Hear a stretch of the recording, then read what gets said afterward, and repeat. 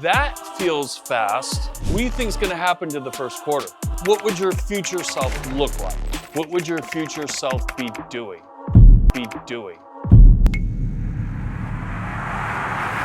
Your personal life is going to mix in with your business life. You're not in real estate.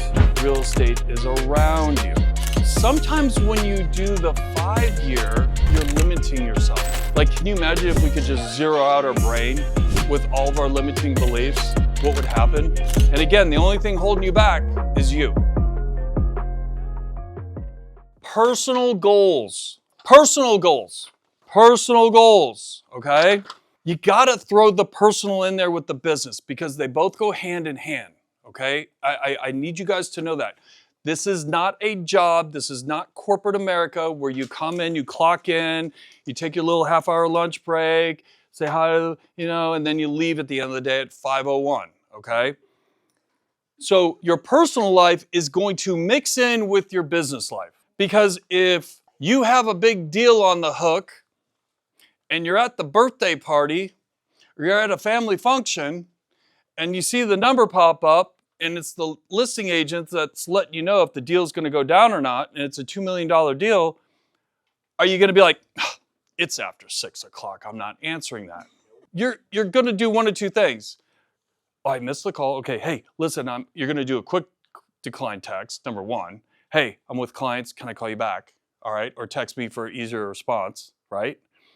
And he'll either respond back to you, or when there's a little break or lull in the little family event, you slip out the back door and you make a quick phone call.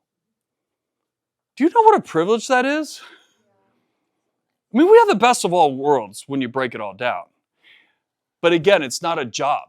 It's just part of the lifestyle. And like I've always said, you're not in real estate. Real estate is around you, okay? And when you start to break that down and understand it, it'll make more sense to you, okay? Again, the family, the spiritual, the social, you have to have some type of goal that you're shooting for on all sides, on all fronts, okay? Then, of course, the business goals, okay? These are important as well. I sometimes, and again, I like the 6-month, the 1 year. Sometimes when you do the 5-year, you're limiting yourself. Well, in 5 years, I'm gonna make 30 grand. Well, what if you could do it in the first quarter? Now what? So be careful on some of those farther out, because now what you've done is you've put limiting belief around a goal that could actually happen a lot sooner than later. And again, the only thing holding you back is you. Isn't that crazy? It's not me, it's not your spouse, it's not your friends, it's not your family. What's holding you back from your actual goal is you. It's that limited belief. Like, can you imagine if we could just zero out our brain with all of our limiting beliefs? What would happen? You guys would have a bunch of tax problems. Think about that, okay? And here's the thing, like, have that awareness when you catch yourself talking negative about something you're doing. Oh, Dave, you can't do that. You know the deal. The last time you tried something like that, you failed. Whew. Man, if you go around like that, you won't even be able to cross the street. So again, business goals, look at that. These are things that will get you motivated and out of bed in the morning, okay? Then I believe we went to the honest audit. Is that correct? Am I on pace? This was the one that we did last Thursday. You got to do an honest audit with yourself because nobody wants to hear the truth. Here's the truth. Nobody wants you to hear. Most of us led our lives from a place we weren't proud of at some point this past year. Maybe it was insecurity. Maybe it was ego. Maybe it was avoidance. The question is, are you honest enough to admit it? You got to be honest with you. I mean, I could say, well, Aiden, blah, blah, blah. Well, if you don't believe it, and if you're not honest with yourself and accepting that, then how are you going to be able to move forward? So you got to kind of look at some of the things in your life, whether it's on the personal side or on the business side that you're doing that you're lacking, right? Oh, I'm being a procrastinator, or I'm hitting the snooze button every morning and end up sleeping an extra hour, whatever it may be. Like, what is it that held you back? What would be some things in these two sections right here? Who wants to share?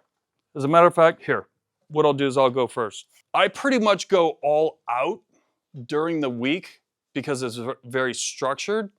And so sometimes, and my Saturdays are pretty structured in the morning time frame, but what happens is I start to relax a little bit on the Saturday afternoon. Now here's the thing, the 2, 3 hours, 4 hours, whatever it may be, if I'm chilling out, just being Dave, those are 2 or 3 hours that I could be working on something else because I don't have any distractions. It's just me.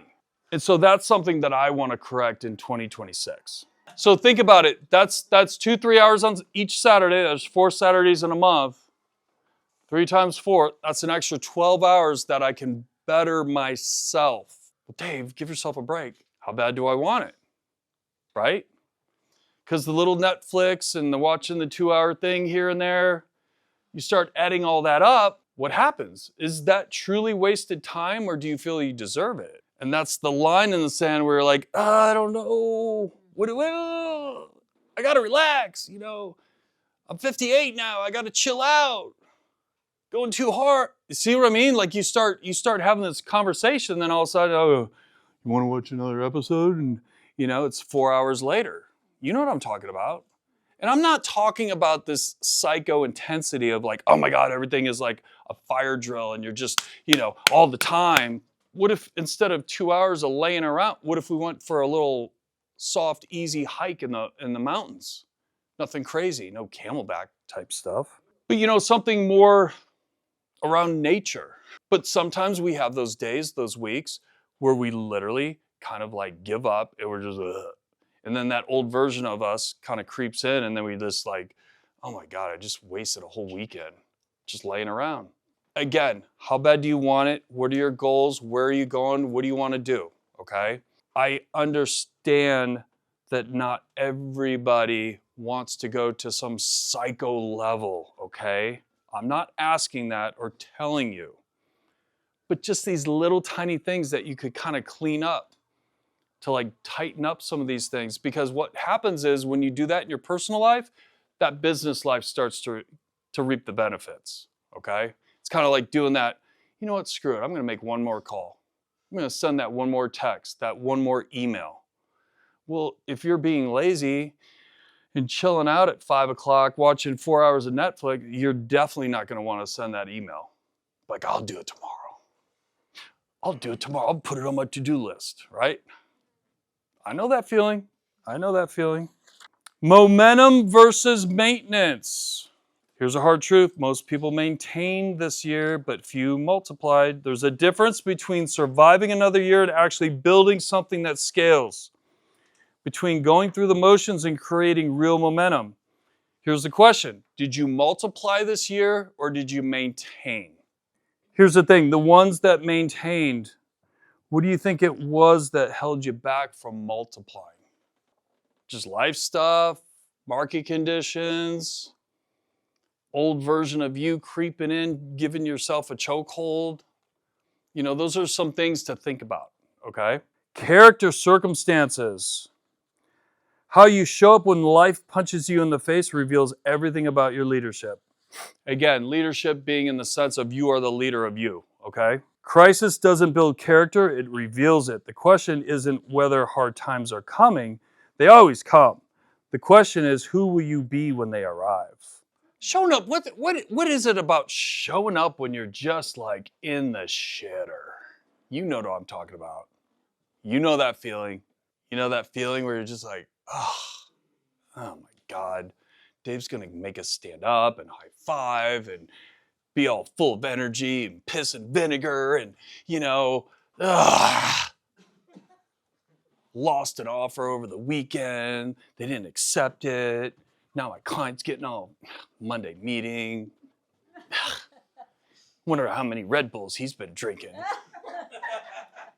You know what I'm talking about. We all, guess what? Even I have it. You just don't know it. Because I know it's a mindset. Because I have to be here. If I get up here, Mr. Grumpy Gus, frown on his face, all crapped out, you guys are gonna be like, holy, what's going on? So I know I have to show up for you guys, and vice versa. You show up for me, that does it, that takes care of this. I know if your asses are in the seat, I know what's going on. You're here. Because there's other people that aren't here today. Whether they're shampooing cats or taking pot roasts out of the oven, I don't care. This is so important because this is setting the tone for what we're about to embark on. And everyone here wants to make a lot of money. Do you realize what you have to do to make a lot of money? Do you realize that I am working harder now than I did in year 2, 3, 4 of this business? Guys, I took naps every day at 2 p.m. I miss that. But I know that does not serve me and would not serve you guys. Okay? But you have to show up. Like a lot of showing up is like, gym related. I've never had a bad workout that I've showed up to. Now the ones that I don't, ooh, you know that feeling, Jerry. Jerry and I, hey, we have those moments where you have that window and then all of a sudden the phone rings and next thing you know, you're like playing real estate and the time, like on a Saturday, especially if you have some extra time, the time starts getting away and you're like, oh, well, we can go for a walk later. And then you don't do any of it. And then you're like, I totally lied to myself to get me out of doing something. And that's pretty simple. Just showing up at a gym to go walk on a treadmill and go pick up some weights. Like that's nothing. So if I can't do that in my personal life, do I have good etiquette in Boomtown? Am I really making the calls? Am I really going all in at like the open houses? When people are walking through the door, am I like blowing their feet off with excitement going, I'm your guy? Like these are things that you got to think about, okay?